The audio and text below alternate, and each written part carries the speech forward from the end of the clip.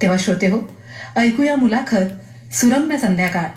सहभागी होत आहेत वर्षा परचुरे, प्रफुल्ल साने आणि विकास पाटील. त्यांच्याशी संवाद साधला आहे नेहा खरे यांनी. ऐकूया तर सुरम्य संध्याकाळ.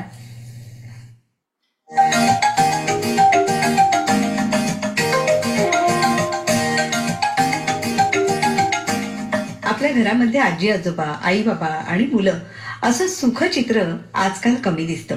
आजी सासू सासरे, नातसून नातजावई एका घरामध्ये असणं हे तर फार दुर्मिळ आहे. परंतु घरात अशी वडीलधारी माणसं असली की घराला त्यांचा मोठा आधार, संस्कार आणि मार्गदर्शन मिळू शकतं. अर्थात कधी जागेची अडचण तर कधी अन्य काही कारणांनी आजी आजोबांना एखाद्या संस्थेत राहावं लागतं.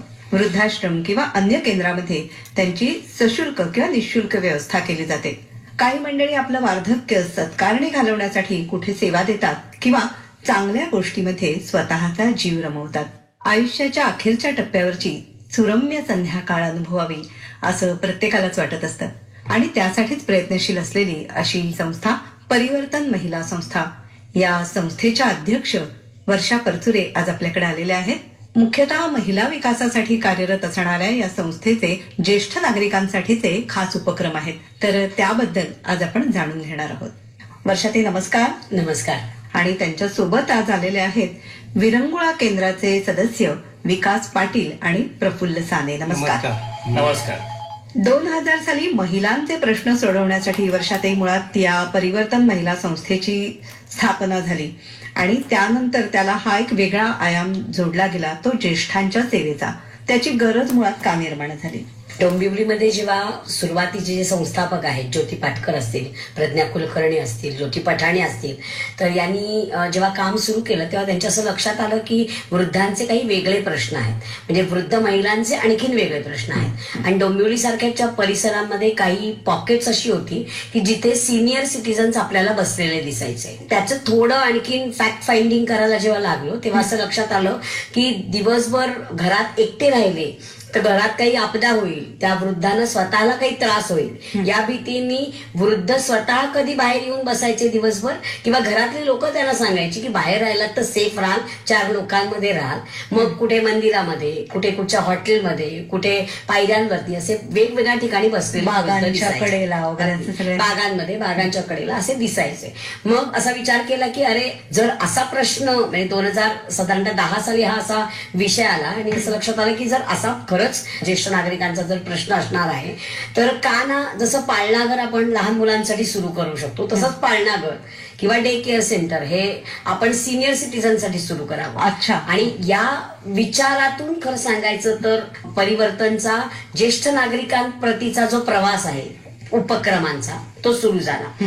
इच्छा एकच होती की समाजातला प्रत्येक घटक आनंदी राहायला पाहिजे. मग आपले जे बुजुर्ग आहेत, सिनियर आहेत, ते कसे वंचित राहणार यापासून? त्यांनाही आनंदी राहायचा त्यांच्या वयात अधिकार आहे. मग ते आनंदी कसं ठेवता येईल या अनुषंगाने परिवर्तननी दिलासा केंद्राची स्थापना केली होती. आधी शिक्षण आणि त्यानंतर नोकरी व्यवसायामध्ये आपण फार गुंतलेलो असतो आणि आता निवृत्तीचा काळ हा सुखाने, समाधानाने किंवा आपल्या छंदामध्ये आपण घालवावा असं वाटत असतं. मला वाटतं विरंगुळा केंद्र याच प्रकारचं काम करतं ना? पाटील सर काय सांगाल? इथे मुख्य करून जे एकटे घरात असतात, अच्छा, तर त्यांना वेळ घालवणं कठीण किंवा अतिशय ते त्रासदायक होतं. त्यासाठी त्यांना एकत्र येणं किंवा स्वतःच्या काहीतरी छंदामध्ये गुंतवून ठेवणं आणि आनंदी ठेवणं हा मुख्य उद्देश याने हे ज्येष्ठांसाठी चालू केलेलं आहे. बरं. हे विरंगुळा केंद्र जे आहे ते आपलं 2018 साली स्थापन झालेलं आहे, सुरू झालेलं आहे. हो हो. तर त्याची दैनंदिनी तुमची काय असते? त्याची दैनंदिनी म्हणजे पहिल्यांदी आमचं ते विरंगुळा केंद्र जननी आशिष मध्ये तिथे चालू होतं, डोंबिवलीला. आणि जननी आशिषच्या 1-2 मोठे हॉल आणि किचन आणि बाहेरचा वरांडा आणि ग्राउंड असा सगळा एरिया आमच्याकडे होता.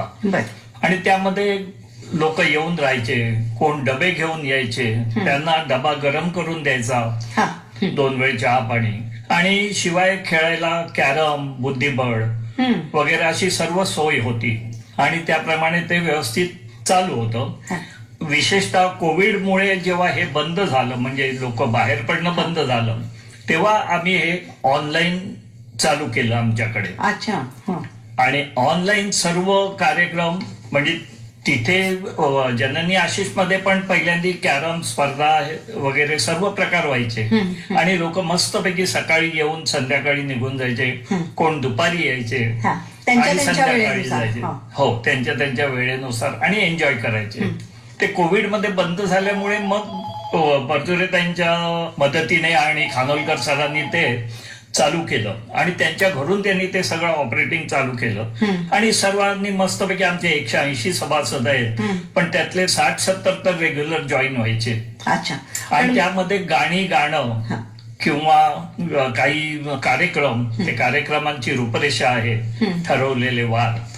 त्याप्रमाणे आमचे सोमवारी दिलासा डे केअर आजींच्या घरची गाणी व्हायची. बरं. ती सुद्धा ऑनलाईन त्या आजींच्या घरातून त्या म्हणायच्या आणि त्या सगळे लोकांना ऐकायला मिळायचं. मंगळवारी सकाळी ज्येष्ठांसाठी घरूनच व्यायाम हा प्रकार असायचा, त्यामुळे तो व्यायामाचा कार्यक्रम व्हायचा. म्हणजे कोणीतरी प्रशिक्षण द्यायचं हे. हो हो. औरंगाबादकर म्हणून डॉक्टर त्या प्रशिक्षण द्यायच्या आणि त्यांच्या सांगण्याप्रमाणे सगळेजण तो व्यायाम करतात. अजूनही चालू आहे कोविड नंतर कायम. दुपारी कराओके वरती द्वंद्व पण व्हायची. कराओके गीत आणि द्वंद्व गीत ते सुद्धा आपापल्या घरून. अच्छा. म्हणजे लेडीज एका घरून, जेंट्स दुसऱ्या घरून. आणि स्वलिखित कविता किंवा लेख यांचं वाचन, तो कार्यक्रम होतो मंगळवारी. बुधवारी दिलासा डे केअर आजींची गाणी फक्त त्यांच्यासाठी. आणि इन्स्ट्रुमेंटल म्युझिक जे आमच्याकडे म्युझिशियन्स आहेत, जे सगळे आमच्याकडे ज्येष्ठ नागरिक तयार झालेले आहेत, त्यांचे म्युझिकचा बुधवारी कार्यक्रम होतो. गुरुवारी कराओकेवर सभासदांची गाणी आणि शुक्रवारी माहितीपूर्ण कार्यक्रम किंवा करमणुकीचा कार्यक्रम. यासाठी आम्ही कधी बाहेरचे कलाकार बोलवतो किंवा आमच्यापैकी. बरं. आणि तो कार्यक्रम अशी साधारण तुमची रूपरेषा अशी रूपरेषा आठवड्याभराची. बरं. म्हणजे खऱ्या अर्थाने जे नाव आहे ते सार्थ करताय, विरंगुळा. बरोबर बरोबर. बरं. वर्षातील दिलासा निवासी केंद्र 2010 साली आपण सुरू केलं, त्याच्याविषयी आम्हाला माहिती सांगा ना. खरं सांगायचं तर दिलासा केंद्र हे सुरू करताना आधी विरंगुळा केंद्र सुरू करण्याच्या पद्धतीने ते सुरू झालं होतं. दिलासा रेसिडेन्शियल होम करायचंय असं आधी डोक्यात नव्हतं. पण तिकडे ज्या आज्या आल्या त्या अनुषंगाने असं झालं की त्या आज्या राहायच्या दृष्टिकोनातूनच आल्या. कारण त्यांचं कोणी नव्हतं, त्यांना सांभाळणारं कोणी नव्हतं, त्यांचं बघणारं कोणी नव्हतं आणि त्यांना आमचं पुढे काय होईल ही सतत चिंता भेडसावत होती. मग त्या अनुषंगाने आम्ही ते ऍक्च्युअली रेसिडेन्शियल सेंटर सुरू केलं आणि दिलासा केंद्र हे आज्यांचं घर बनलं. आणि अशा पद्धतीने त्या दिलासा केंद्राची सुरुवात झाली. म्हणजे सुरुवात खरी पाता अशी झाली होती की रस्त्यावरती त्यांना बसायला लागू नये, त्यांच्यासाठी एक डे केअर सेंटर असावं, त्यांनी स्वतः तिथं विरंगुळा स्वतःचा करावा, कोणावरती अवलंबून राहू नये. पण तिथून प्रवास जो सुरू झाला तो निवासी आश्रमापर्यंत राहिला. आणि आमच्या आज्यांना ते वृद्धाश्रम म्हटलेलं आवडत नाही. ते असं म्हणतात की हा आमचा आज्यांचं घर आहे. अच्छा. सो हा एक दृष्टिकोन बदलायचा पण जो महत्वाचा मुद्दा आहे. पण आमचं जे विरंगुळा केंद्राचा जो कन्सेप्ट होता तो आम्हाला राबवायचाच होता. मग 2018 साली जेव्हा आम्हाला एक हॉल भाड्याने घ्यायला फायनान्शियली आम्ही इक्विप झालो, तेव्हा मग आम्ही त्या कॅम्पसमध्ये जननी आशिषचा एक हॉल भाड्याने घेतला आणि मग आम्ही तिथे विरंगुळा केंद्र सुरू केलं. पण आम्हाला असं वाटत होतं की परिवर्तनचं एमच आहे की प्रत्येक सिनियर सिटीजनला ज्याची केअर घेता येत नाही त्यांची केअर घ्यावी आणि ज्यांना आनंद मिळवता येत नाही त्यांना आनंद द्यावा, यासाठी काम करू. बरं. पण मग आता ह्या अशा प्रकारे तुम्ही किती आज्यांची काळजी हा आपल्या आजी घरातून घेत असता त्याविषयी आतापर्यंत? म्हणजे काही आजा आपल्याकडे आल्या, काही आजा आपल्याकडे येऊन काही काळा करता होत्या, काही आजा अशाही आपल्याकडे आलेल्या होत्या की ज्यांचं कोणी होतं पण त्या सुरुवातीला कोणी आहे असं सांगत नव्हत्या. मग हळूहळू त्यांचं काउन्सिलिंग करून कोण आहे त्याची माहिती काढून खरंच एकट्या आहेत काय ते बघून त्यांच्या घरपर्यंत न्यायचा प्रवास हेही आम्ही घडवून आणला. म्हणजे कुटुंबामध्ये प्रत्येक माणसाला कुटुंब असावं परिवर्तनचं असं म्हणणं आहे. तर त्या अनुषंगाने आम्ही ते पण सुरू प्रयत्न करतो. आतापर्यंत साधारणतः 89 आजा आपल्याकडून आलेल्या आहेत, काही कालावधीसाठी राहिलेल्या आहेत, घरी परत गेलेल्या आहेत किंवा वृद्धापकालामुळे त्यांना दुसरीकडे कुठे हलवायला लागलेलं आहे. सध्या 12 आजा आपल्याकडे राहत आहेत आणि त्या 12 आजांची काळजी त्या आजींच्या घरामध्ये घेतली जात आहे आणि त्या आजींचं घर हे त्यांचं घर आता बनलेलं आहे. म्हणजे आमच्याकडे 11-11, 12-12 वर्षापासून पण आजा आहेत. 12 वर्ष ती आजी आमच्या सोबत आहे. पण मग या आजांची व्यवस्था, त्याच्यासाठी अर्थातच सेवा देणारे अशी काही मंडळी तुम्ही नेमली असतील, कसं काम चालतं? कारण वयानुसार प्रत्येकाची काही आजारपणं ही असणारच. म्हणजे खरं सांगायचं ना तर इतके वेगवेगळे प्रश्न असतात आणि त्या प्रश्नांना उत्तरं सातत्याने तुम्हाला शोधायला लागतात आणि ज्या प्रश्नांची उत्तरं एकाला लागू होतात त्याची दुसऱ्याला लागू. बरोबर आहे. तर त्या अनुषंगाने तुम्हाला सातत्य ठेवायला लागतं. आजांचे मेडिकलची सोय आपण तिथे केली जाते, वैद्यकीय तपासण्या पण आणि औषधोपचार हा आमचा महत्वाचा भाग आहे. म्हणजे अपार्ट फ्रॉम आपण म्हणतो ना की घर कपडावर मकान, याच्या व्यतिरिक्तही त्यांची योग्य ती काळजी घेणं, त्यांचे औषधोपचार करणं, त्यांचं मानसिक आरोग्य ठीक राहील याच्यासाठी काम करणं, त्यांना वेगवेगळ्या उपक्रमात सहभागी करून देणं, त्यांना एन्करेजमेंट देणं, या सगळ्या गोष्टी आपण सारख्या करत असतो. आपल्याला असं वाटतं की त्या आजांमध्ये एक चैतन्य शेवटपर्यंत राहिलं पाहिजे आणि त्या अनुषंगाने आपण त्या वेगवेगळ्या कार्यक्रमांची अंमलबजावणी करत असतो. पण असं सगळं करत असताना वेगवेगळे लोक आपल्याला लागतात. काही लोक ही तिथे व्हॉलेंटरी स्वरूपात जोडली गेलेली आहे की जी आम्ही प्रत्येक प्रकल्पाची एक मॅनेजिंग कमिटी करतो. तर ती मॅनेजिंग कमिटी पूर्ण त्या प्रकल्पाची काळजी घेते. तर ती मॅनेजिंग कमिटी तयार केलेली आहे, ती सगळी व्हॉलेंटरी काम करणाऱ्या महिला आहेत. त्या महिला आजांसाठी, म्हणजे त्या पण सिनियर सिटीजनच आहेत पण त्या आजांसाठी काम करायला तयार असतात. स्वयंसेवी काही लोक तिथे नियुक्त आहेत कारण त्या आजांची डे टू डे लेवलला काळजी घ्यायला, त्यांचं जेवण खाण बघणं, औषधोपचार बघणं, त्यांचं इतर निगा राखणं, त्यांची काळजी घेणं, यासाठी तिथे काही रेसिडेन्शियल स्टाफ लागतो.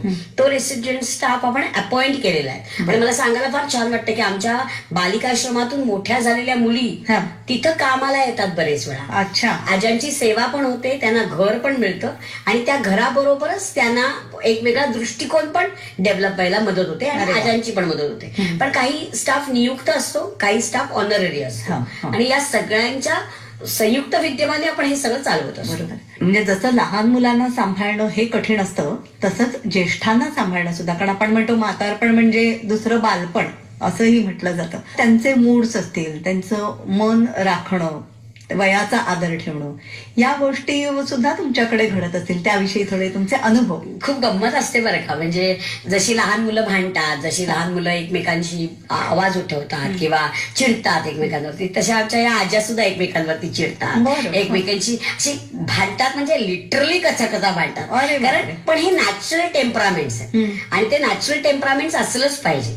पण पुढच्या 10 मिनिटांनी त्याच दोन्ही आज्या एकत्र आलेल्या असतात, त्या दोन्ही मजा गप्पत करत असतात आणि आपण कशी मस्त भांडलो ना याच्यावरती त्यांची चर्चा चालू असते.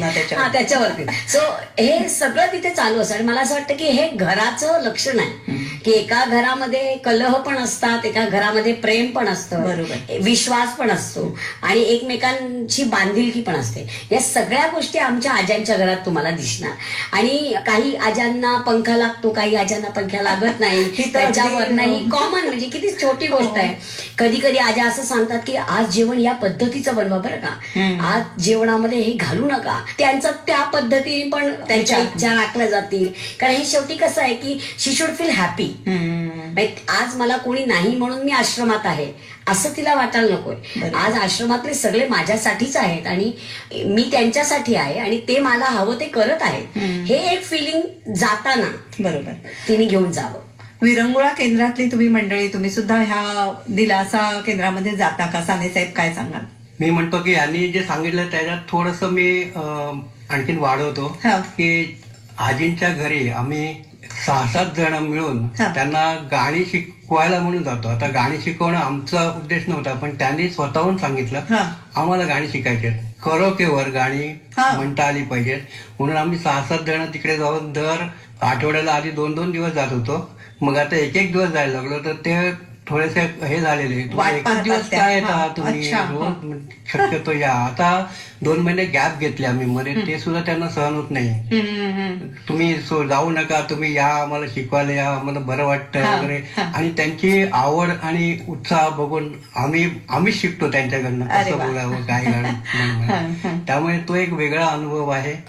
आणि त्या स्वतः आता गाणं म्हणायला लागल्या. हो, तुमच्या त्या विरंगुळाच्या उपक्रमात पण सहभागी हो, त्यांना आम्ही एकदा बाहेर कार्यक्रमात पण नेलं गाणं म्हणण्याच्या. अरे वा. म्हणजे त्यांचाच कार्यक्रम होता आजींचा, आणि त्या सगळ्या नटून तटून आलेल्या. एवढ्या या 82-85 वर्षाच्या आजी दागिने घालून तयार होऊन छान. तयार होऊन मस्त मेकअप करून, लाली बिली लावून अगदी आणि साडी नेसून अशा त्या केंद्रामध्ये आल्या. त्यांच्या गाणी झाल्यानंतर त्यांना इतकं डोळ्यात आनंद. अश्रू आले त्यांच्या. आणि ते बघून आम्हालाच हे झालं की वा, चांगलं केलं आम्ही काहीतरी बरोबर. त्यांच्यासाठी म्हणून. त्यांच्यासाठी ते 2-3 तास खूप मोठा आनंद देणारे खूप ठरले. म्हणजे खूप. आणि आम्हाला समाधान देणार होतं ते. हो, बरोबर. वर्षात एक काय काय प्रश्न असतात, म्हणजे कशामुळे ह्या मंडळींना अशा प्रकारे दिलासा निवासी केंद्रामध्ये यावं लागतं? खरं सांगायचं तर ते प्रश्न खूप व्हरायटी आहेत.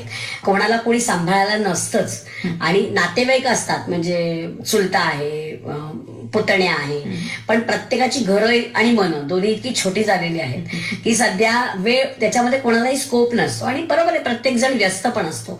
मग अशा वेळेस अशा लोकांनी कुठे राहायचं, तर त्यांची व्यवस्था आपल्याला करायला लागते.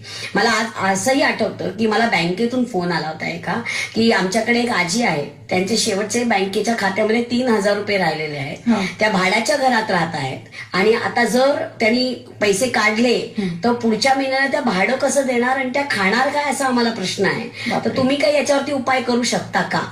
अशाही प्रश्न, म्हणजे अशी आजूबाजूची समाजातली लोकही प्रश्न घेऊन येतात आणि आज्यांना घेऊन येतात आपल्याकडे. आपण गेलो, त्या आजीला आपल्याकडे आणलं. कधी आर्थिक स्थिती नसेल म्हणून, किंवा कोणी सांभाळणार माणूस नाही जवळचं म्हणून, कधी कधी आजा विलिंगनेसनी पण येतात. म्हणजे माझं घर आहे, मी एकटी राहते आहे, पण मला माझ्या कंपॅनियन, माझ्या वयाच्या लोकांबरोबर राहायचं आहे, मला कंपॅनियन हवंय कोणतरी, म्हणून मी अशा आश्रमात येऊन राहते. म्हणजे इथं माझ्या वयाच्या महिला आहेत, गप्पा मारता येतात, खेळता येतं, गाता येतं, मजा करता येते, आवडीनिवडी शेअर करता येतात, कोणीतरी बरोबर आहे असं स्ट्रॉंग फिलिंग येतं, म्हणून पण काही जण येतात.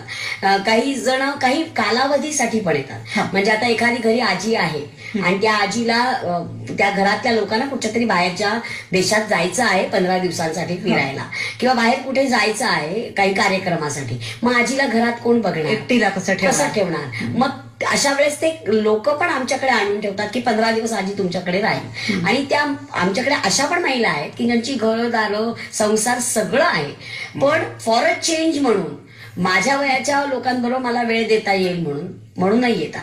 म्हणजे काही आनंदाने येतात, काहींना उपाय नसतो म्हणून येतात, काहींना जबरदस्तीने आणलं जातं. सो अशा सगळ्या प्रकारच्या व्हरायटी ऑफ थिंग्स मधून महिला आमच्याकडे येतात. पोलिसांकडनं वगैरे सुद्धा अशी काही ज्येष्ठ मंडळी तुमच्याकडे येतात की कसं असतं? पोलिसांकडून खूप कमी येतात, आणि अशा केसेस झालेल्या आहेत की त्याला रस्त्यावरती असं सिनियर सिटीजन सापडलंय, त्यांना कुठे ठेवायचं, तर त्याने आमच्या होम मध्ये आणलेलं आहे. ती बाई अतिशय उच्च शिक्षित होती, आणि मग हळूहळू बोलल्यानंतर अल्झायमर पेशंट असल्याचं लक्षात आलं, आणि मग काही दिवसांनी तिच्याशी बोलून तिच्याबद्दल माहिती काढून तिने ज्या खाणाखुणा सांगितल्या त्या रेकॉग्नाइज करून मग तिचं घर शोधून तिला घरी पाठवण्यात आलं. म्हणजे असेही करायला लागतात. मला आज अशा एका आजींबद्दल पण सांगावं असं वाटेल की ज्या आजीनी अशीच एकदा रेडिओवरती मुलाखत ऐकली होती दिलासा केंद्राची, आणि तिने ऐकून ती तिच्या बॅगा घेऊन डायरेक्ट ती ऑफिसमध्ये झाली.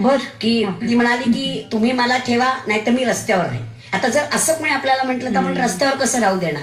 मग ती आली आणि घरी म्हणाली की मला तुम्ही झोपायला बेड देऊ नका, कारण माझ्याकडे पैसे नाहीत. आम्ही तिला सारखं सांगत होतो की इथे मॅटर नाही करत, इथे तुझी सुरक्षा, तुझी शांती, तुला आनंद, हे सगळं मॅटर करतं. पैसा हा एक वेगळा मोड आहे, आणि त्याच्यासाठी हे सगळं चाललेलं नाही, हे सगळं चाललंय तुमच्या आनंदासाठी. मग हळूहळू ती रुळली, आणि मग रुळल्यानंतर साधारणतः 1.5 वर्षांनी ज्या गोष्टी तिने शेअर केल्या, तिची 2 मुलं होती, प्रोफेशनली व्हेरी हॅपी आणि हाय स्टँडर्डची होती, पण त्या दोघांच्याही घरात आईला स्थान नव्हतं, किंवा त्या दोघांचाही कलह होत असेल म्हणून नव्हतं. पण त्यांनी कधी तिला शोधायचा प्रयत्न केला नव्हता आणि तिने कधी त्यांच्याबद्दल सांगण्याचा प्रयत्न केला होता. 2 वर्षानंतर एका प्रसंगामध्ये आमच्या असं लक्षात आलं की त्या आजीचे कोणी नातेवाईक आहेत आणि मग त्या आजीचे नातेवाईक शोधल्यानंतर आम्हाला कळलं की हे सगळं प्रकरण असं आहे. मग आम्ही त्यांना बोलवलं, समेट घडवून आणली, एका प्लॅटफॉर्मवरती आणलं, आजीला तिच्या घरी पाठवलं. पण तरीही ती आजी 15 दिवस झाले की 4 दिवस राहायला यायचीच. बरं, अच्छा. कारण ती म्हणायची की इथं जो मला आनंद मिळतो तो मला तिथं मोकळेपणा वाटत असेल अधिक, असंही होतं ना. बरोबर. काही वेळेला मुलं परदेशी आहेत अशा सुद्धा आज्यांना या केंद्रामध्ये यावं लागत असेल. आहेत आपल्याकडे, पण कसं होतं की मग मुलं परदेशी असतात बरेच वेळा, तर ते प्रिफर की खूप हाय स्टँडर्डचा एखादा आश्रम मिळेल.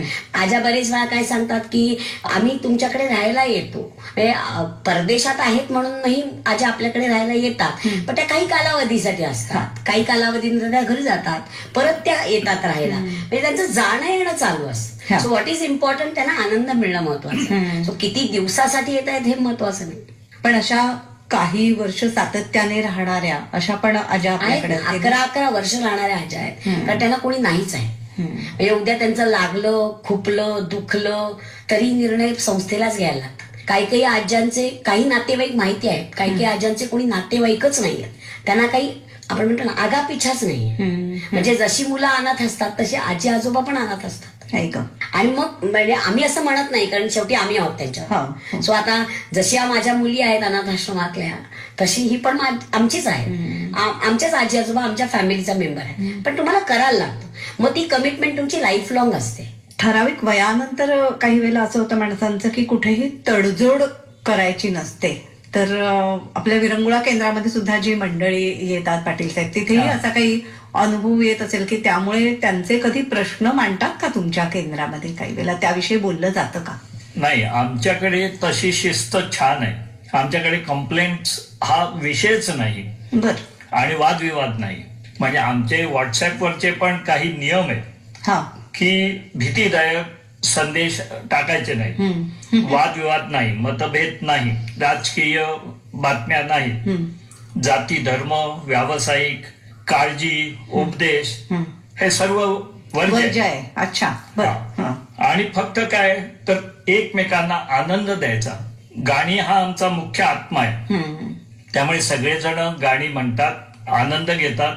सुरुवातीला तर जेव्हा हे चालू झालं कोरोनामध्ये, तेव्हा तर सगळ्यांना म्हणजे झूम जॉईन करणं, ते ऑन ऑफ करणं, त्याचं प्रशिक्षण द्यावं, अनम्यूट करणं, हे सुद्धा सर्वांना कठीण जायचं. बरोबर. पण त्यात सर्वांनी शिकून घेऊन भाग घेऊन सर्व त्याच्यात आता एक्सपर्ट झालेले आणि त्याचे आमचे कार्यक्रम वगैरे पण होतात. त्याच्याबद्दल साने सर सांगतील. आणि साने साहेब, एकमेकांना मदत करण्याची भावना ही यातून निर्माण होत असेल. जरी तुम्ही विरंगुळ्यासाठी मजेसाठी एकत्र येत असाल तरी एकमेकांच्या अडचणीला उभं राहणं हे घडतं का? हो, नक्कीच घडतं. आता मुख्य मी बोलेन की आम्ही एक स्पर्धा म्हणून घ्यायला लागलो विरंगुळामध्ये. त्यामुळे बरेच जण एकत्र आले आणि नवीन नवीन विषय त्याला ते हात घालायला लागले. उदाहरण द्यायचं झालं तर चारोळी स्पर्धा, आम्ही 2 चारोळ्या स्पर्धा घेतल्या. अच्छा, चारोळीतल्या कविता. हा सगळा नवीन विषय होता. तरी सुद्धा सुरुवातीच्या पहिल्या स्पर्धेमध्ये 40 जणांनी भाग घेतला आणि इतक्या उत्कृष्ट चारोळ्या लिहिल्या आणि विचारत होत्या की काय झालं, माझं काय झालं, कसे झालं. दुसऱ्या स्पर्धेमध्ये पण त्याच्याहून जास्ती स्पर्धकांनी भाग घेतला आणि त्यांचा दर्जा इतका उंच झाला की बाहेरच्या स्पर्धेमध्ये ते भाग घ्यायला लागले.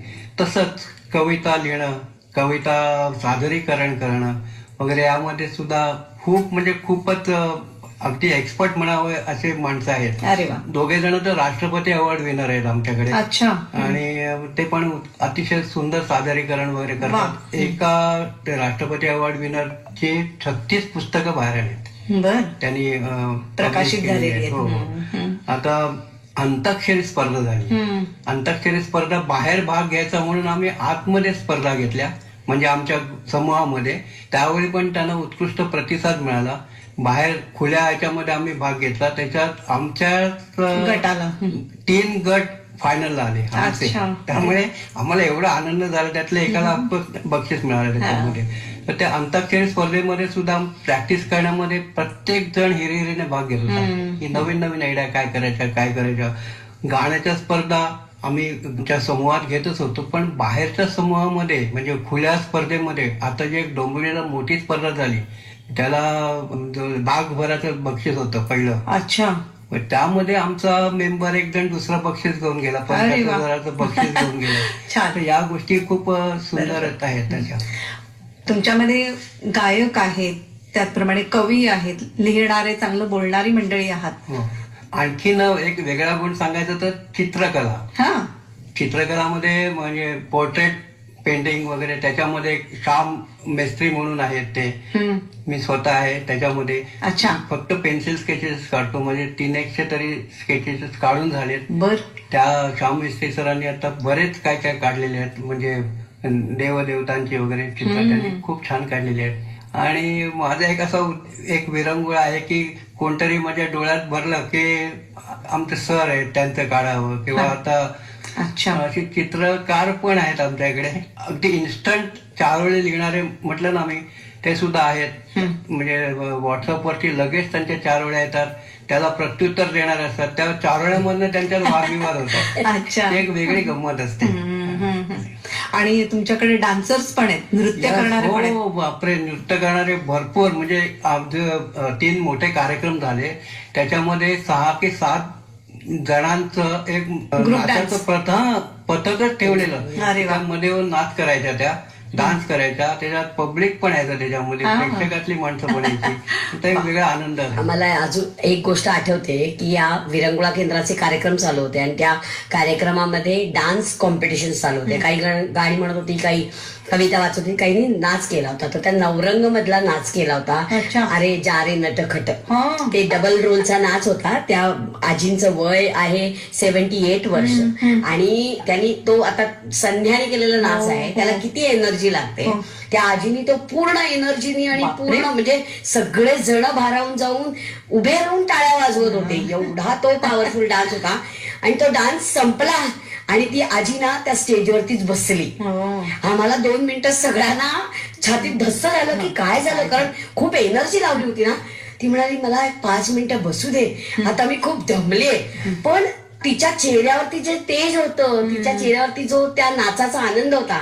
आणि मग बाहेर आल्यानंतर त्या आजीने असं सांगितलं की मला आयुष्यात लहानपणापासून एखादा तरी डान्स परफॉर्मन्स कुठेतरी करायचाच होता. लहान असताना कोणी करू दिला नाही, चान्स मिळाला नाही. मोठं झाल्यानंतर जबाबदाऱ्या वाढल्या, मी हे विसरूनच गेलो. हा चान्स विरंगुळाने आत्ता मला दिलाय. आणि वयाच्या 72व्या वर्षी मी 7 वर्षाची असताना जे ठरवलं होतं ते करून दाखव. ही अतृप्त इच्छा त्यांची पूर्ण झाली या निमित्ताने. पाटील साहेब, तुमची एखादी कविता 4 ओळी ऐकायला आवडतील आम्हाला. एक 4 ओळी कविता. विद्यादान. सोने चांदी दागिने नाही कामाचे, विद्वत्ता हीच खरी ठेव मोलाची. सोने चांदी दागिने नाही कामाचे, विद्वत्ता हीच खरी ठेव मोलाची. विद्यादान असे गोष्ट सन्मानाची, मनात श्रीमंती पाहिजे दानाची. विद्यादान असे गोष्ट सन्मानाची, मनात श्रीमंती पाहिजे दानाची. वा वा वा, छान. वर्षाताई, खऱ्या अर्थाने आनंददायी वार्धक्य, चैतन्यदायी वार्धक्य ज्याला म्हणता येईल, असं या विरंगुळा केंद्रामध्ये आपल्याला जे उपक्रम चालतात त्यावरून लक्षात येतं. परंतु एकीकडे हा सगळा असा आनंद साजरा करत असताना किंवा स्वतःमधली उमेद, उत्साह हा त्यांचा टिकवताना काहीतरी घरगुती अडचणी असतात कधी किंवा काही. तर त्यावेळेला सल्ला केंद्र वगैरे असं आपल्यामार्फत काही असे कार्यक्रम काही घेतले जातात का? आपण ना लाईफ कोचिंग करतो. अच्छा. म्हणजे आपण असं म्हणतो की या सगळ्यांना एका कोचिंगची गरज असतेच, काउन्सिलिंगची गरज असतेच. ती वेगवेगळ्या टप्प्यात असते आणि वेगवेगळ्या फॉर्म मध्ये करायला लागते. सो ज्याला जशी गरज लागेल, बरेच वेळा शेअरिंगची गरज असते, केअरिंगची गरज असते, काही कधी कधी रडण्याची गरज असते, एक्सप्रेस होण्याची गरज असते. तर अशा प्रकारे काउन्सिलिंग सेंटर आणि असे जर बदल आपल्याला आजांमध्ये किंवा या विरंगुळाच्या मेंबर्समध्ये लक्षात आले तर आपण ते आपल्या कोर कमिटीला लक्षात आणून देतो आणि मग त्याच्यावरती त्या सिनियर सिटीजन्स बरोबर काम पण केलं जातं. म्हणजे कोणी मानसोपचार तज्ञ वगैरे असं बोलावता का तुम्ही? आपल्याकडे हेल्थ इश्यूज साठी पण काही डॉक्टर्स रेग्युलर बेसिसवरती येतात. सायकोलॉजिस्ट आणि सायकियाट्रिस्ट दोन्ही पण काउन्सिलिंग करायला आपल्याकडे उपलब्ध असतात. आणि आपल्याकडे लाईफ कोचेस पण आहेत, ते डोंबिवलीत राहतात आणि ते लाईफ कोच म्हणून काम करतात वेगवेगळ्या कंपन्यांसोबत. ते पण आपल्या आजी आजोबांना कोचिंग करण्यासाठी मदत करत अच्छा. असतात. तो या सगळ्या सेवा सुविधा आपण त्यांना पुरवण्याचा प्रयत्न करत असतो. पण याचा फायदा झाल्याचं असं काही उदाहरण आम्हाला सांगाल का?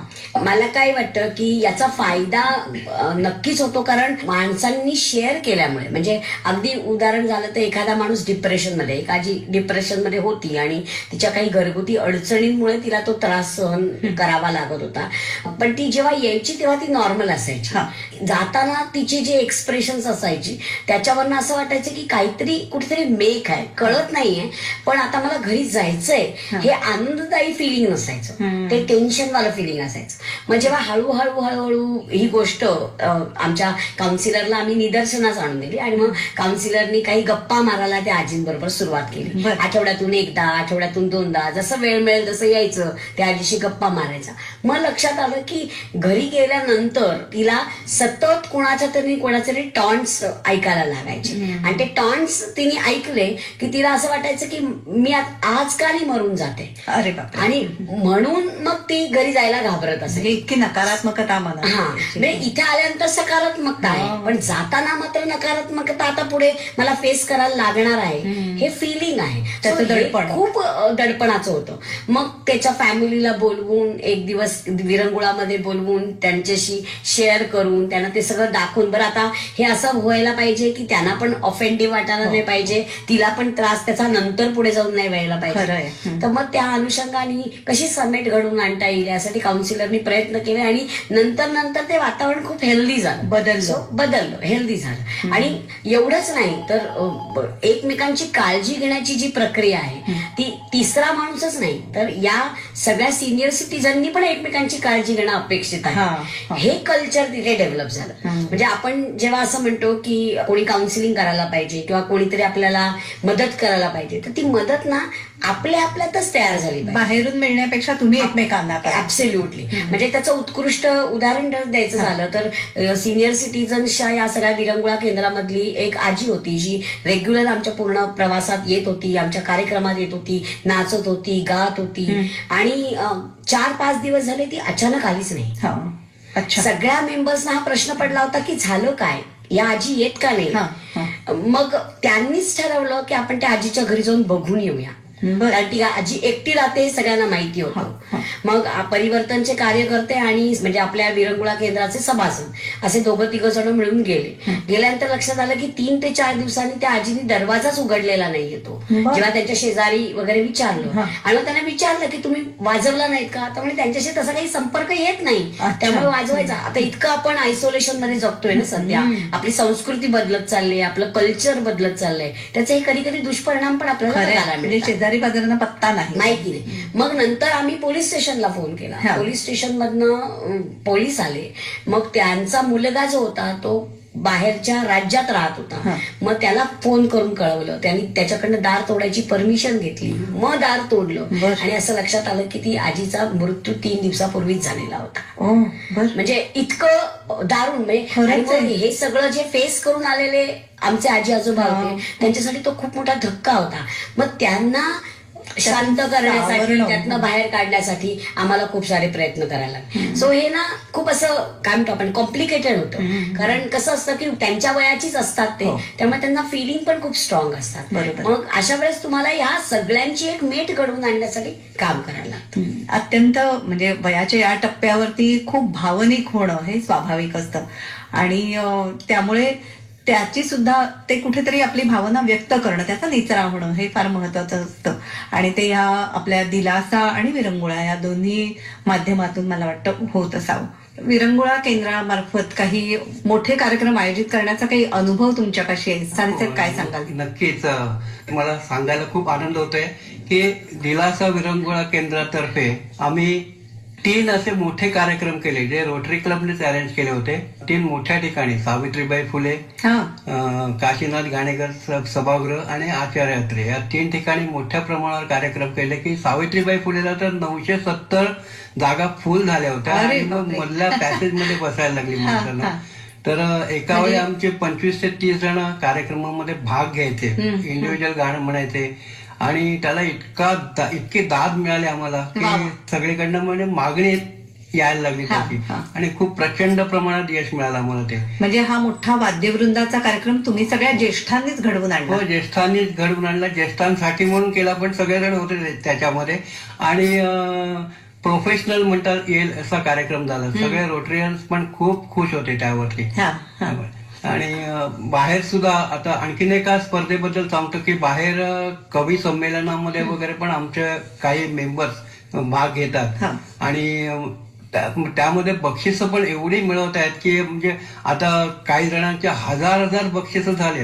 इतकं त्यामध्ये ते प्रावीण्य मिळवून आहेत. एकाने वर्ध्याला अखिल भारतीय मराठी साहित्य परिषद वर्धा 97 साली झाली, त्याच्यामध्ये त्याची कविता सिलेक्ट केली गेली.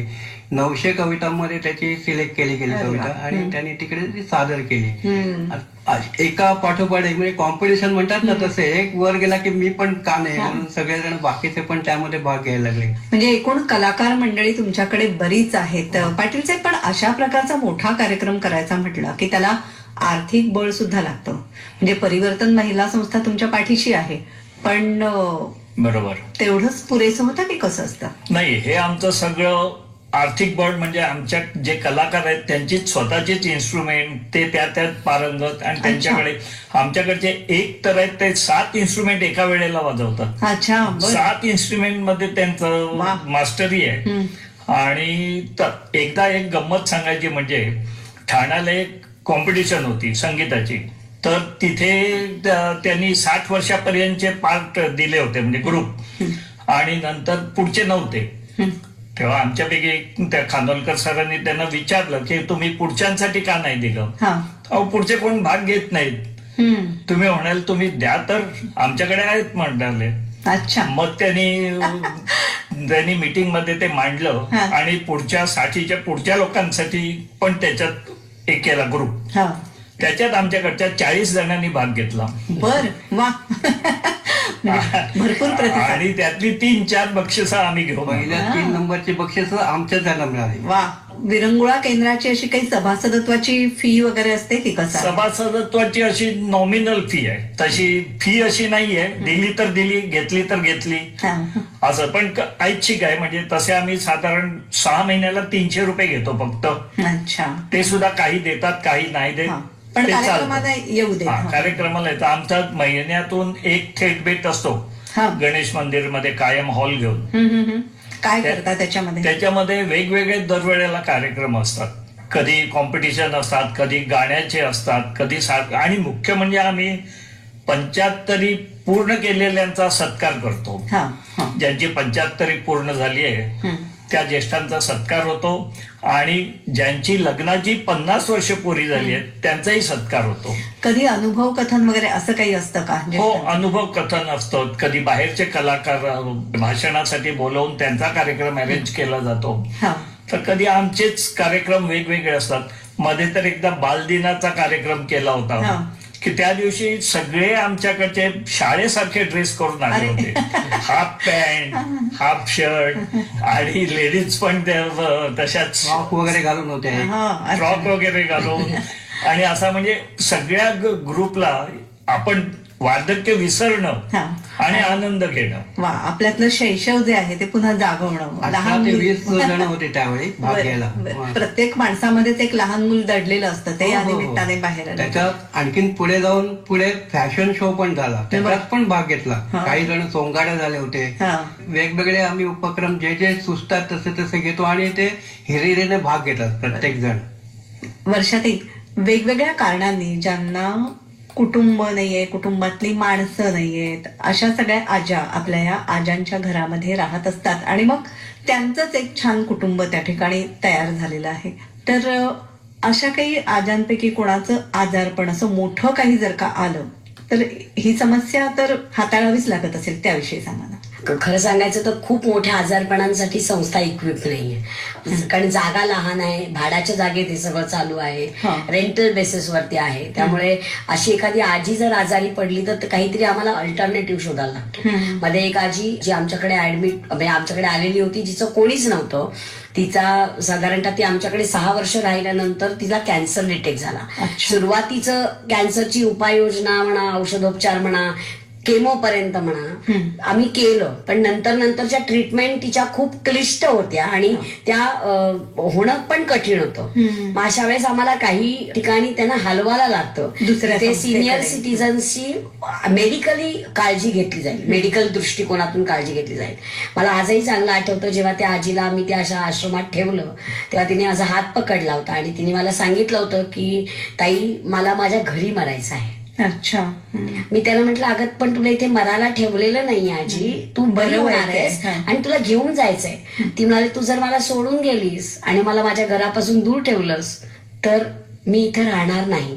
पण समहाऊ आम्हाला असं वाटत होतं की तिला मेडिकल ट्रीटमेंट चांगली मिळाली पाहिजे, तिला ती सुधारली पाहिजे. आम्हाला तो खूप कडक निर्णय घ्यायला लागला आणि बरोबर चौथ्या दिवशी सकाळी 4:30 वाजता मला फोन आला की ती आजी गेली. अच्छा.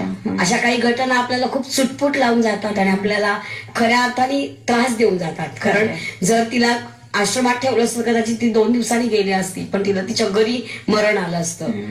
आणि हे तिने त्यावेळेस बोलणं की तो आश्रम म्हणजे तिचं घर आहे, हेही आमच्यासाठी खूप मोठी गोष्ट होती. सो असेही अनुभव असतात, पण कसं असतं शो शुड गो ऑन. कारण त्या एका गोष्टीवरती अडून चालत नाही. अशा हजारो आज्यांना मदतीची गरज आहे म्हणून काम करायचं आहे. खरंय. आज विरंगुळा केंद्रातले 2 सदस्य तुम्ही इथे आला आहात, तर या केंद्रातल्या कार्यक्रमाची थोडीशी झलक गाण्याच्या रूपाने आम्हाला ऐकवाल का? या जन्मावर या जगण्यावर शतदा प्रेम करावे, या जन्मावर या जगण्यावर शतदा प्रेम करावे,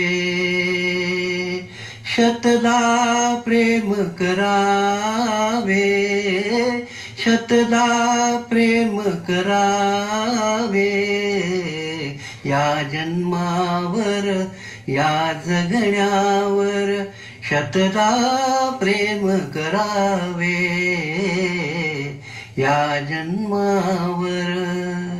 विरंगुळा डे केअर सेंटर आणि दिलासा निवासी केंद्र या 2 संस्थांच्या माध्यमातून ज्येष्ठांना आधार देणं, त्यांचा सांभाळ करणं आणि त्यांचं मनोरंजन करणं, अशा प्रकारचे वेगवेगळे उपक्रम तुमच्या संस्थेच्या मार्फत केले जातात. डोंबिवलीमध्ये ही संस्था कार्यरत आहे.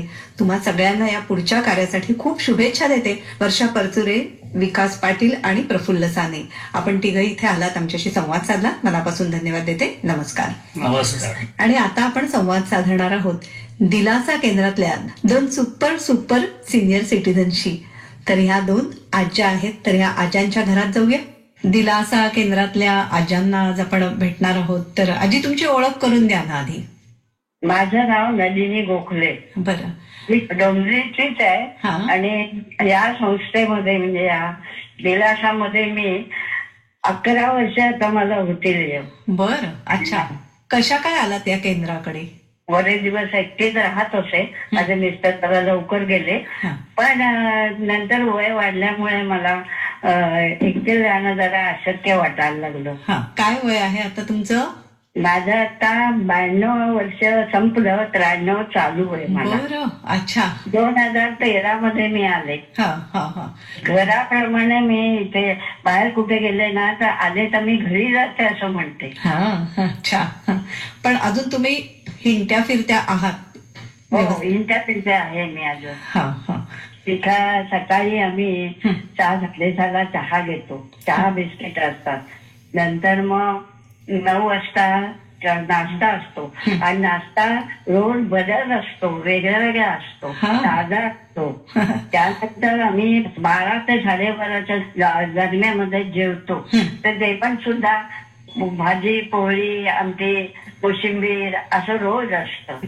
छान मऊ वगैरे असतं, कमी तिखट वगैरे असतं असं.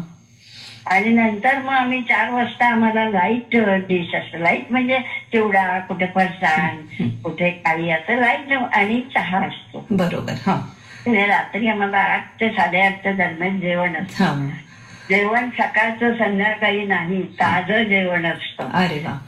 हो, आमच्याकडे कॅरम वगैरे आहे खेळायला, पत्ते खेळतो आम्ही, कॅरम. हॉल आहे आमचा तिथे, आता आम्ही राहतो तिथे. त्या हॉलमध्ये खुर्च्या मांडून आलेली कोणे आमच्या समोर बसून असा आम्ही गप्पा मारतो.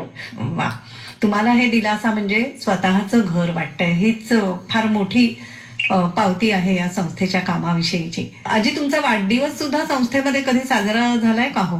90 वर्षापासून प्रत्येक वर्षाला होतो. 92 नुकत्याच आता 14, माझी तारीख आहे 14 सप्टेंबर आहे. आता सप्टेंबरच चालू आहे आता. माझा 14 सप्टेंबरला झाला इथे केक आणून छानपैकी माझा वाढदिवस साजरा झाला. आणि 90वा तर खूपच छान झाला. अरे वा.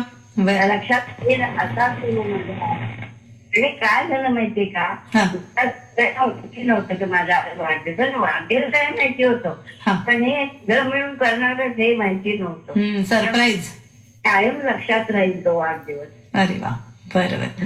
धन्यवाद. छान वाटलं तुमच्याशी बोलून आजी. नमस्कार. नमस्कार आजी, तुमची ओळख आम्हाला करून द्या ना, नाव सांगा ना तुमचं. मी पती श्रीपाद नशिरावरकर. हा हा. डोंबिवलीलाच आहे. आणि थोडे दिवस मुंबईला पण होते, पण नंतर रिटायर झाल्यानंतर डोंबिवलीत आम्ही स्थायिक झालेलो आहोत. बर. हा. आणि तुम्ही या संस्थेमध्ये कशा काय आलात? मिस्टर गेल्यानंतर एकटं घरात राहायचं, तर गीता गंदे माझी भावताई असल्यामुळे तिने हे ओपन केलं, तेव्हा उद्घाटनाला मी गेले होते. त्यावेळेस सगळी माहिती मला कळली होती, पण काही घरातल्या याच्यामुळे लवकर येता येईना इकडे. पण तर असं वाटलं की गीतासारखे आपल्याला म्हणते, आपण एकदा तरी जाऊन बघावं काय हे आहे ते. एकट्या राहण्यापेक्षा 4 बायकात राहिलेलं मला जास्त आवडतं. एकमेकाच्या याच्यात एकमेकाविषयी पण माहिती कळते, सगळं हे वेळ जातो चांगला. दिलासा नाव ऐकल्यावर खरोखर मला अगदी इथे दिलासाच आहे. दिलासा काय असतो, ज्या वेळेस आपल्याला सगळी सुख जागच्या जागी मिळतात तेव्हा आपलं मन दिलासा म्हणून भरून येतं. आणि तसंच हे दिलासा घर आहे. इथे सगळ्या आजी भेटतात, आमच्या गप्पा होतात, आणि आपण आपली सुख दुःख काय असतील ती विसरतो, एकमेकीच्या सहवासात राहू.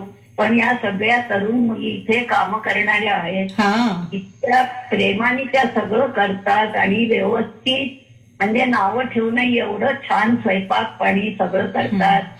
या वयात त्या मुली मोदक सुद्धा इतके छान करतात, खरोखर कौतुक करण्यासारखी गोष्ट आहे.